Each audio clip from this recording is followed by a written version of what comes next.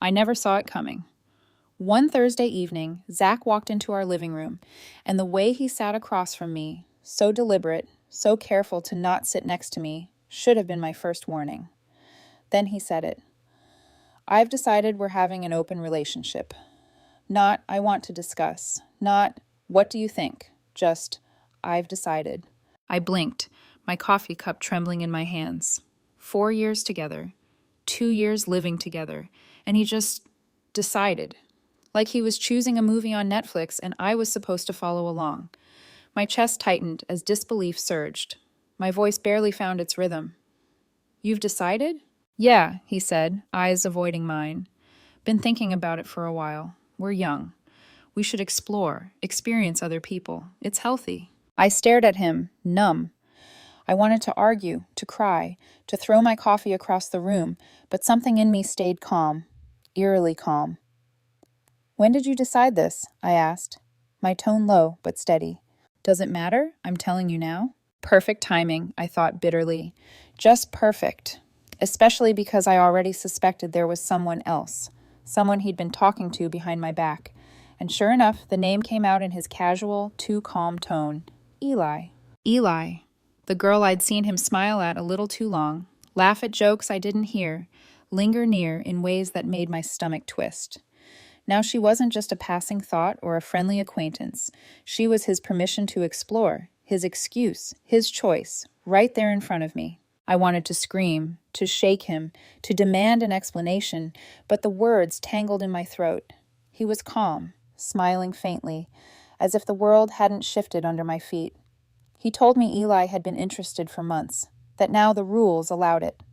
My heart raced, pulse hammering, hands cold. Betrayal, disbelief, anger, it all collided, a storm I couldn't escape. And then the silence, heavy, suffocating, thick enough to choke on. I realized something horrifying. I was no longer a partner in his life's decisions. I was a spectator, watching him orchestrate a betrayal I hadn't agreed to, hadn't consented to, and hadn't even imagined possible. The room felt smaller, darker, the air heavier. My mind flashed to every late-night text I'd ignored. Every smile he'd reserved for Eli, every little omission that now screamed its meaning. This wasn't just a shift in relationship rules. This was a seismic rupture, and I had to survive it. I met Zach during the last semester of college, in a crowded coffee shop where he was laughing with friends over something trivial that I couldn't hear but somehow made my chest tighten. He had that effortless charm, the kind that made people lean in, and I, against all reason, found myself smiling at a joke I hadn't even heard. That day, we didn't exchange more than a few words, but something clicked. A spark, invisible but undeniable. We started talking after that. Texts turned into coffee dates turned into long walks, and soon he became a constant in my life. I learned to love the little things, the way he tucked his hair behind his ear, how he hummed softly while cooking, how he laughed at my bad jokes, even when they weren't funny. Those moments built trust, intimacy, and eventually, a bond I thought was unshakable. I moved into his apartment 2 years into our relationship. It felt like home, not just because of the space, but because of him. We decorated it together, filled it with shared memories, books, plants, photos, and the faint aroma of his cologne lingering on the couch cushions. Friends often joked that we were inseparable, that nothing could come between us. And for a long time, it felt true. Family gatherings were a different story. Zach's parents adored him, but often questioned me in subtle, cutting ways. Do you really think you can handle him? They'd ask, smiling, but with eyes sharp enough to cut through me. I learned to navigate those dinners with grace, pretending the tiny stabs didn't sting. I loved Zach enough to endure it, to prove myself worthy, not just to them, but to myself. Through the years, we grew together. We celebrated milestones, the first apartment, birthdays, promotions, quiet nights, just the two of us. There were arguments, of course, small ones, quickly resolved. There were compromises, laughter, tears, and the kind of intimacy that feels rare. I loved him fiercely, not because he was perfect, but because I saw in him the person I wanted to build a life with. And yet, even in those golden moments, there were tiny shadows, a lingering glance, a smile that didn't reach his eyes, a message that he hid too quickly when I walked in. I'd brushed them off, trusting the bond we had, believing that love would be enough to cover the cracks. I told myself that suspicion was weakness, that jealousy was petty, that we were strong together. But those shadows grew. The subtle shifts I ignored now loomed like mountains. The late nights at the gym, the mysterious texts, the laughter that wasn't for me. All signs I didn't want to see. And then there was Eli. I had noticed them talking more than friends should, sharing jokes that I didn't understand, lingering in ways that made my stomach turn. I wanted to trust Zach. I truly did. But a small, stubborn voice inside me whispered that something was wrong. That voice became louder the night he announced the open relationship. It wasn't just the shock of his words.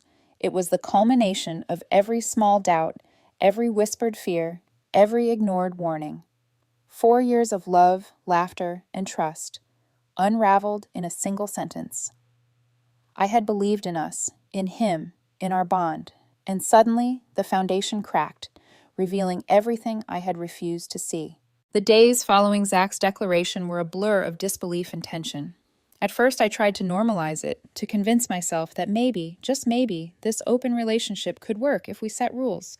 But each small interaction, each casual glance he gave Eli, made my chest tighten and my hands clench.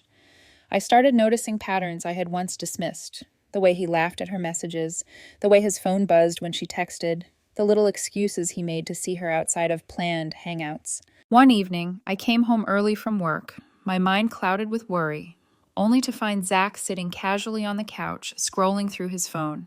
A message from Eli popped up, and he smiled, just a little, just enough for me to feel the sting. I pretended not to notice, taking a deep breath and setting my bag down. My pulse raced, heart pounding like a drum in my chest, but I forced a calm tone. "Hey, how was your day?" "Good," he said, eyes flicking back to his phone. "You?" "Busy," I replied, forcing my own smile, but inside, suspicion coiled tighter. The air felt heavy, charged with an unspoken tension. I knew then that this wasn't just a test of trust. It was a test of my own boundaries, of how much I was willing to accept before standing firm. Small things began to accumulate, each one a tiny thread in the web of unease. Eli would call. Texts were longer than necessary, his tone warmer than it had ever been with me. I caught glimpses of them meeting in cafes, laughing in ways that used to belong only to Zach and me. Each time, my stomach twisted, a mix of anger, betrayal, and a sinking sadness that threatened to overwhelm me. Nathan, always lurking in the background, played the role he had assigned himself expertly. Friendly advice, casual, helpful suggestions, arranging coincidences so Zach and Eli could meet unnoticed. I recognized his hand in it eventually, the little nudges, the way he seemed almost proud when things went according to Zach's plan. But he was only the enabler. Zach was the one acting, choosing, betraying. The conflict wasn't dramatic at first. There were no confrontations, no shouting matches, just a slow, creeping awareness that my partner, the person I had trusted most, was prioritizing someone else over me, making unilateral decisions about our lives. Each small betrayal was like a pebble in a shoe, uncomfortable at first, then impossible to ignore. I tried to speak to him cautiously about boundaries and feelings. Each attempt was met with a shrug, a casual, "It's fine, we're exploring, it's healthy," as if my anxiety and heartbreak were unreasonable, trivial, even laughable. The imbalance gnawed at me. I began to watch, note, and collect evidence in my mind. The patterns, the messages, the half-truths. My intuition, long quieted by love and trust, screamed at me now, "Pay attention." The conflict seed was planted in quiet moments, the sidelong glance, the lingering laugh, the unexplained absence. Every instance pushed me closer to a breaking point. I could no longer ignore it, could no longer tell myself it would resolve itself. Zach's casual betrayal, Eli's presence, and Nathan's enabling had set a storm in motion, and I was at the eye of it, forced to confront the growing tension before it became unstoppable. By the end of the week, I knew I had a choice: remain passive and allow the slow erosion of my trust and dignity, or face the looming storm head on, even if it meant shattering the life I had built with him. It all came crashing down on a Friday night. I had finished work early, exhausted from pretending everything was normal, while my gut screamed otherwise.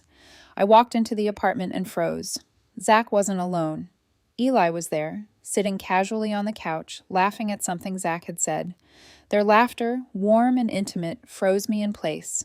My chest tightened, heart hammering in my ribs, and a cold, sinking dread filled my stomach. They didn't even notice me at first. I cleared my throat softly, then again, louder this time. Eli looked up, surprised, but her smile didn't falter. Zach's expression shifted, guilt flashed, quickly masked by forced calm. "Hey," he said, standing slowly, hands feasted almost defensively. "What is this?" My voice wavered between controlled anger and disbelief. "Why is she here?" "It's fine," Zach said, too casually. "We were just hanging out." "Hanging out?" I repeated, my voice rising despite my attempt at composure. "In our living room? At night? Alone?" Eli opened her mouth, but I cut her off, eyes fixed on Zach. "No, I don't want explanations from her. I want the truth from you." He sighed, running a hand through his hair, a gesture I once found charming, but now seemed almost mocking. "I told you, we're exploring. It's healthy. You agreed to this." "You decided that for both of us." My hands shook, fists clenching. "I didn't agree to this. And you didn't just explore. Heaven forbid it. You brought her here, in my home, where I live, where we live." Eli stood then, her posture defensive but calm. "Look, I didn't know she'd react like this," she said softly. "I don't care what you think," I snapped, stepping forward, my voice stronger than I expected. "Zach, you chose this. You chose her. Not me, not us." The room felt suffocating, thick with tension. Zach opened his mouth, then shut it, searching for words he didn't have. The casual, charming boy I once loved was gone. In his place was someone who thought rules could be made unilaterally, who thought betrayal could be disguised as exploration. Nathan, lurking in his background, appeared just then with some ill-timed, helpful comment, trying to smooth things over. "Hey, maybe you should all calm down." I whirled on him, eyes blazing. "Shut up. You're part of this because you helped him, but you're not welcome here either." My voice shook, but my resolve didn't waver. I wasn't going to let anyone, Zach, Eli, or Nathan, dilute my anger, my betrayal, my truth. Eli's face softened, but Zach's gaze hardened. "I didn't mean for it to be like this," he said, almost pleading. "You didn't mean for it to be like this?" I echoed, my voice cold. "You didn't mean? You planned it. You executed it. And now you're standing here like I should just accept it?" I realized in that moment how far things had fallen. The man I had trusted, loved, and envisioned a future with had dismantled everything we built, step by step, behind my back. And Eli? She was no accident. She was the reason, the goal, the prize in his unilateral game. I backed away, my hands trembling, mind racing. I need space. I need clarity. I can't live like this. Zach opened his mouth to argue, but I didn't wait for his justification. I packed a small bag, grabbing what I needed, and left the apartment. The hallway felt endless, each step heavier than the last. Outside, the city lights blurred through tears, but I held my head high.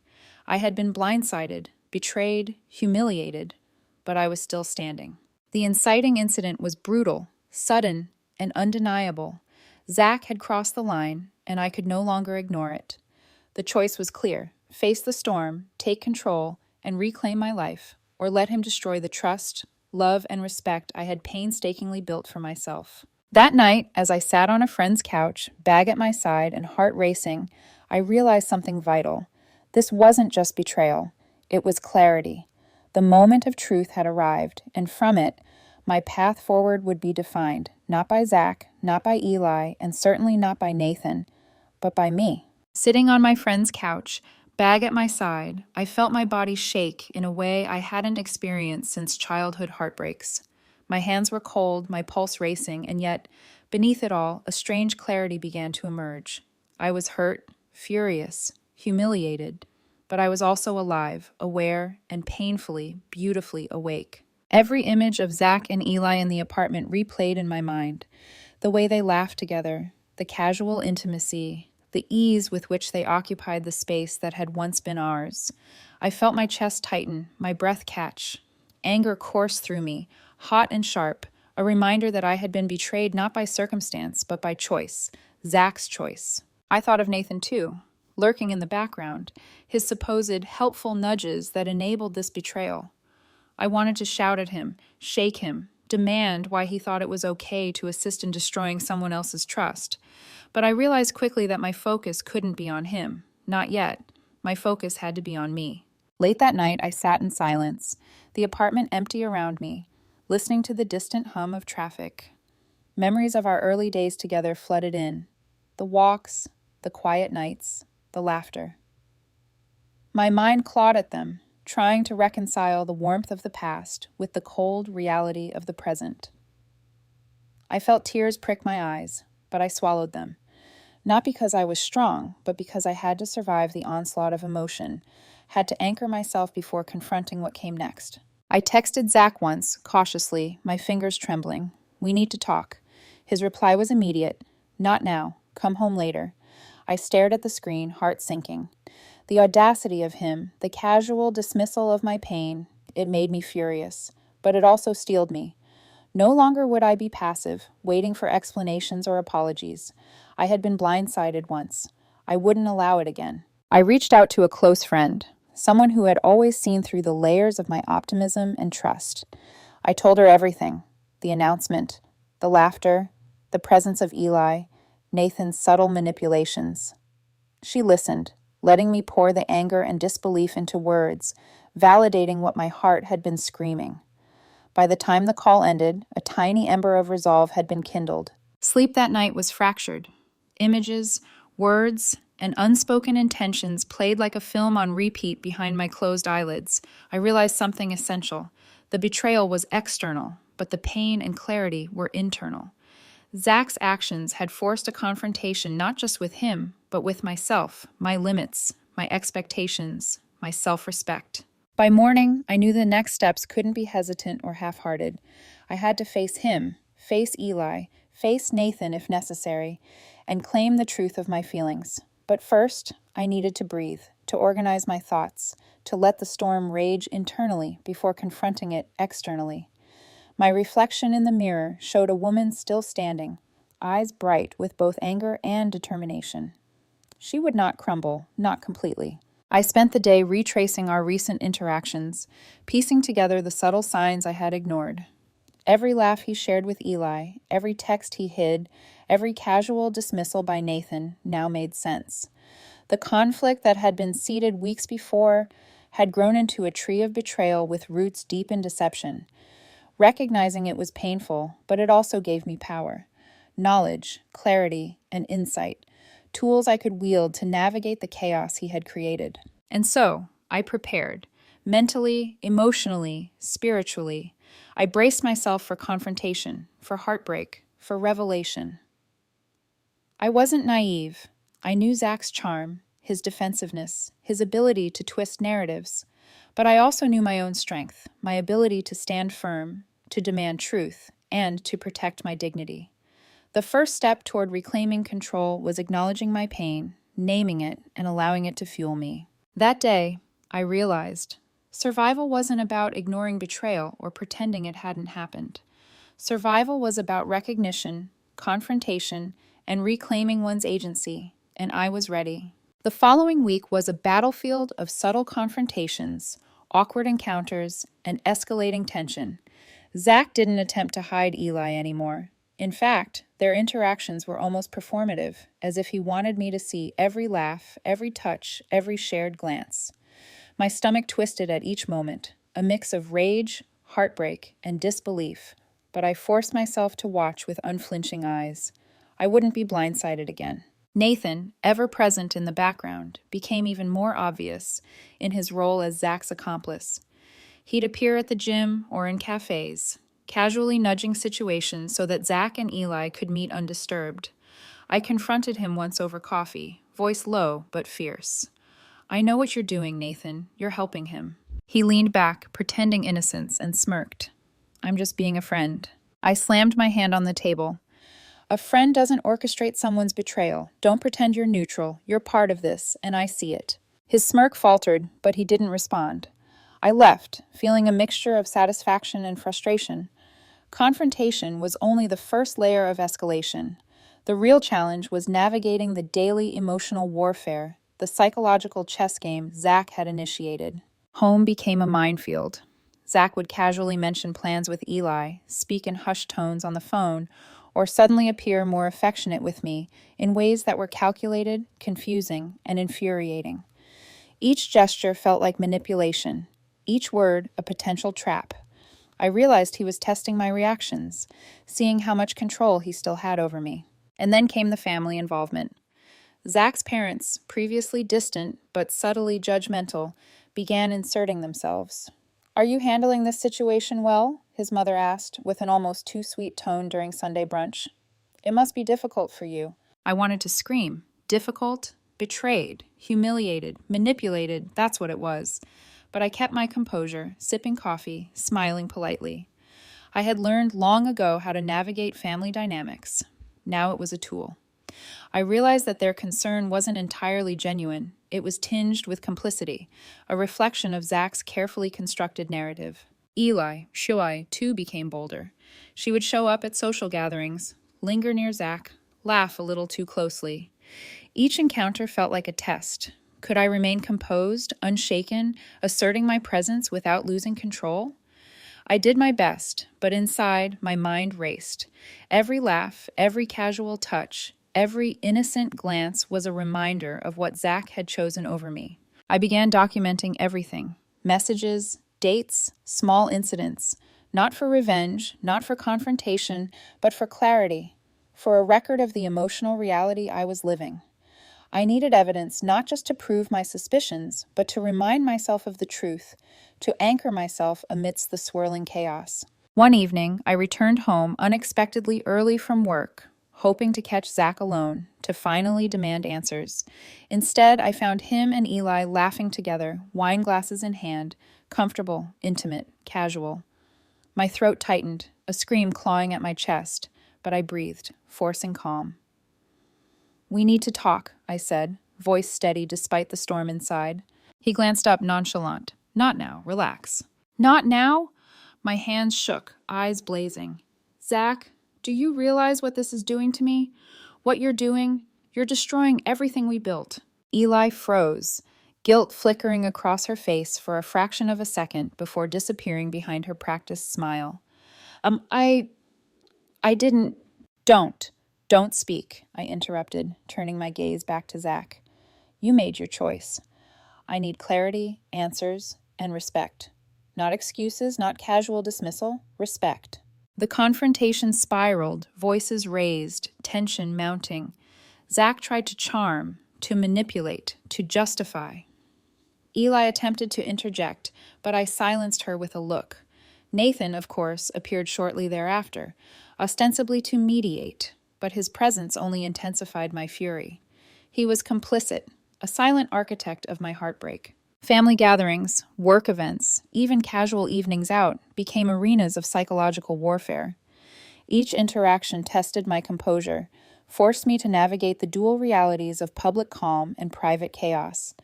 I learned to speak carefully, to guard my words, to measure every glance, every smile, every tone. Escalation wasn't just about Zach and Eli. It was about reclaiming my agency, asserting my boundaries, surviving the storm with dignity intact. By the end of the week, I realized the magnitude of the situation. Zach had dismantled the life we shared, engaged in betrayal with precision, and enlisted allies to maintain his deception. The emotional escalation wasn't just dramatic. It was deliberate, systematic. And I knew I had to rise to meet it, to confront the full scope of his choices and reclaim my life from the chaos he had orchestrated. That night, I sat alone in the dim glow of my apartment, the city lights outside blurred by tears. The apartment felt emptier than it had in weeks, though Zach and Eli had recently been filling it with their laughter and whispered conversations. I felt every heartbeat, every tremor in my chest, every sharp pang of betrayal. The realization struck me fully. The person I had loved most, trusted with my deepest fears and dreams, had chosen another, had brought someone else into our life while expecting me to silently accept it. Memories of our 4 years together flashed relentlessly. our first date, the small victories we celebrated, the quiet moments of intimacy, the plans we made for the future. Each one now felt like a lie, a carefully constructed illusion that had crumbled before my eyes. The emotional weight pressed down on me, making my limbs feel heavy, my chest tight, my mind dizzy. I thought of Eli, of her casual presence in the apartment, her laughter echoing in my memories, and of Nathan, lurking at the edges, orchestrating encounters and nudging Zach toward betrayal. Anger rose, raw and searing, but it mingled with a deeper, more corrosive feeling, helplessness. Despite my attempts to assert myself, to confront, to reclaim, I was engulfed by the enormity of their choices and the powerlessness I felt in the face of deliberate manipulation. I replayed our last confrontation over and over in my mind. Zach's casual justifications, his attempts to charm and confuse, his refusal to acknowledge the depth of his betrayal, it all coalesced into a singular, painful truth. He had already crossed the line, and there was no turning back. Eli's fleeting guilt had been replaced by strategy, her presence deliberate, a constant reminder that I had been replaced in the most intimate corners of my life. The darkness settled over me, a suffocating blanket of despair and self-doubt. I questioned myself. Had I been naive, blind, too trusting, too forgiving? The storm of emotions threatened to overwhelm me, each memory and thought a hammer striking my heart. I felt tears streaming unchecked, my body trembling from the intensity of grief and rage. The world outside continued, indifferent, as if nothing had changed, but inside, everything had shifted. The life I had known, the love, the comfort, the shared dreams, had been dismantled. I realized, painfully, that I could no longer rely on anyone else to validate my pain or to protect me from further betrayal. For the first time in weeks, I felt truly, terrifyingly alone. I turned to my phone, staring at Zach's contact as if it could somehow provide answers or solace. The texts, the missed calls, the casual dismissals, they were all reminders that the man I had loved was no longer mine to trust, to hold, or to believe in. My hands shook as I typed and deleted messages, a futile attempt to reach someone who had already crossed the threshold.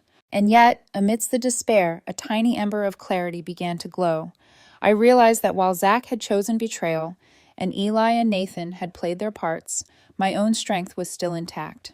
My life, my choices, my dignity, they had not been taken, not yet. The darkness was suffocating, yes, but it was also a catalyst, a crucible forging a resolve I hadn't known I possessed. I let myself cry, fully and without restraint, acknowledging the depth of my heartbreak. I screamed into the empty apartment, the sound bouncing off the walls, a physical release of all the fury, grief, and betrayal bottled inside. Exhausted, I collapsed onto the couch, tears soaking the fabric, my chest heaving, mind spinning. In that dark moment, I understood something essential. Despair, while crushing, was also temporary. Pain, while intense, was a signal, a compass pointing toward action. And betrayal, while devastating, was not the end. It was the beginning of a reckoning. The moment of darkness was a necessary descent, a confrontation with the raw truth of my life, before I could rise, reclaim my power, and navigate the fallout with eyes wide open. By the early hours of the morning, the tears had ceased, but the ache remained, a heavy, steady reminder of loss and betrayal. I stared at the ceiling, heart still pounding, and made a silent vow. I would not let this destroy me. Zach had made his choices, Eli had made hers, Nathan had made his, and now it was time for me to make mine. The next morning, I woke with a sense of resolve I hadn't felt in weeks. The darkness of betrayal still lingered, but it was tempered now by clarity. I would confront the truth, not with pleading or hope, but with power and agency. Zach had thought he could manipulate, charm, and dismiss, but I had learned the full scope of his deceit, and it was time to reclaim control. I started by gathering evidence, systematically documenting everything: texts, emails, encounters, photographs, even moments where Eli's presence had been deliberately highlighted to provoke me. I wasn't doing this for revenge. I was doing it for myself, to anchor my own reality, to remind myself that I had not been imagining the manipulation, the betrayal, or the contempt. Then came the confrontation. I called Zach, deliberately calm, measured. We need to talk. No distractions, no interference, no games. His hesitation was palpable, a crack in the armor he had worn so carefully. Fine, he replied, almost reluctantly. Meet me at the apartment. When I arrived, Eli was nowhere to be seen. The apartment was quiet, tension thick, every object a reminder of shared history now tainted by betrayal. Zach attempted to charm me as soon as I walked in, a smile meant to diffuse, but I didn't waver. Zach, I began, voice steady. I've seen everything. I know about Eli. I know about Nathan's role. I know about the moments you tried to manipulate me into believing this was my choice. He swallowed, defensively shifting his weight. It's not what you think. I cut him off, stepping closer, eyes locked on his. Don't. I'm not here to hear excuses. I'm here to tell you that your choices have consequences. I will not be complicit in your games. I will not allow your charm or manipulation to diminish my truth. He opened his mouth again, but I pressed on. You've already crossed the line. You've chosen another, and you've tried to orchestrate every detail to hurt me while pretending it's exploration, fun, harmless. I see through it all now. I'm done being passive. I'm done being your backup plan. For the first time, I saw uncertainty in his eyes, a flicker of fear. The casual arrogance, the assumed control, it was gone. You're serious? He asked quietly, almost incredulously. I've never been more serious in my life, I said firmly. I am claiming my power back. I am taking control of my life, my heart, my choices, and if you think you can manipulate me or guilt me, you are sorely mistaken. Nathan appeared then, subtly, perhaps expecting to intercede, but I didn't flinch. My voice, cold and precise, addressed him too. Nathan, your role in this is clear. You facilitated betrayal. That ends now. Step back. The weight in the room shifted. Zach was no longer the puppeteer. I had seized the strings. Eli's absence was telling. She had no role to play in this confrontation, and neither did Nathan beyond witnessing the reclamation of my agency. By the end of the discussion, the truth was undeniable and fully exposed. Zach had orchestrated a betrayal. Eli had been complicit, and Nathan had assisted. But I had emerged intact, my power and dignity unbroken. The turning point was not just in exposing the deceit. It was in recognizing my own strength, asserting my boundaries, and reclaiming control over my life and my emotions. Walking out of the apartment, leaving Zach and his carefully constructed web behind, I felt a sense of liberation unlike anything I had known. The storm had passed, but I was the one standing, the one steering the course of my life, unburdened by manipulation or deceit. I had faced the truth, confronted the betrayal, and in doing so, discovered a well of power and resilience I had never known existed. The days that followed were a reckoning, not just for Zach, Eli, and Nathan, but for me. The confrontation had exposed the full scope of betrayal, and now the consequences began to cascade, sharp and unrelenting. Zach attempted to maintain normalcy, but it was futile. He sent messages, tried to call, even appeared at places he thought I might be. Each attempt was met with my calm, unyielding refusal. I'm not engaging, I said simply. You've done your part. I'm doing mine. His charm, once disarming, was powerless against a woman who had seen through deception and reclaimed her agency. Eli, for her part, seemed to vanish from public spaces we shared. Social media posts became carefully curated, interactions cautious. I heard through mutual acquaintances that she was embarrassed, frustrated, perhaps even regretful, but I didn't dwell on her emotions. My focus was on myself, on rebuilding, on setting boundaries that could not be crossed. Nathan, the silent enabler, tried to justify his actions when I confronted him again. I didn't mean harm, he said, voice strained. I thought I was helping. I laughed, a bitter, clear sound. Helping? You were complicit. You enabled betrayal. Don't disguise it as friendship or support. You crossed a line, and you need to understand the gravity of it. I'm not here to forgive. It's your choice what you do with that knowledge. Family interactions with Zach became increasingly strained. His parents, who had subtly encouraged reconciliation or understanding, now faced the undeniable truth of his actions. I saw disappointment, frustration, and even embarrassment reflected in their eyes. No words could mask it. He had dismantled the narrative he had carefully built, and it was unraveling faster than he could control. Meanwhile, I began to reclaim my life in tangible ways. I revisited friends I had distanced myself from, poured energy into work, and started engaging in personal projects I had long deferred. Each step was a reaffirmation of my agency, each choice a declaration that I would not allow betrayal to define me. Social interactions, once colored by the uncertainty of Zach's manipulations, now became arenas of empowerment. I no longer hesitated, no longer questioned my worth or judgment. I navigated spaces with confidence, carrying the knowledge that I had survived the worst of emotional deception and emerged stronger, clearer, and more resolute. I also began to reflect on the subtle patterns that had enabled the betrayal, the overlooked signs, the small manipulations, the casual dismissals, all became lessons etched into my consciousness. I vowed to trust my instincts more, to assert boundaries earlier, and to never allow the comfort of familiarity to blind me to reality. As weeks passed, Zach's influence over my daily life diminished. His calls went unanswered, messages ignored, and presence avoided. Eli's attempts to engage or provoke were carefully sidestepped. Nathan, recognizing that his interference was no longer effective, gradually withdrew.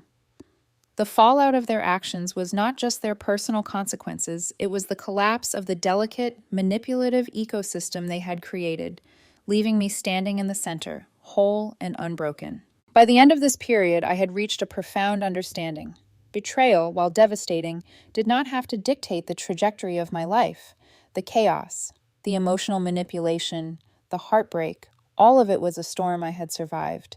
And in surviving, I had discovered an inner strength, a capacity for resilience, and a clarity of purpose I had never known. The fallout, then, was not merely the punishment or humiliation of those who had wronged me. It was the reclamation of my own life, the assertion of boundaries, the restoration of trust in myself. I was no longer defined by their choices. I was defined by my response, by the dignity and power with which I navigated the aftermath of betrayal. Sitting in my new apartment, the sunlight spilling across the floor, I finally felt a sense of peace I hadn't known in months.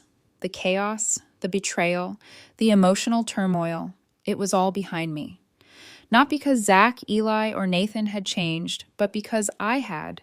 I had reclaimed my life, my dignity, my power. The lessons were clear and etched into every fiber of my being. When someone makes a unilateral decision about your relationship, they reveal exactly how much they value your input. When someone wants to have their cake and eat it too, sometimes the best response is to take the whole bakery with you when you leave. I no longer needed validation from those who had tried to manipulate me.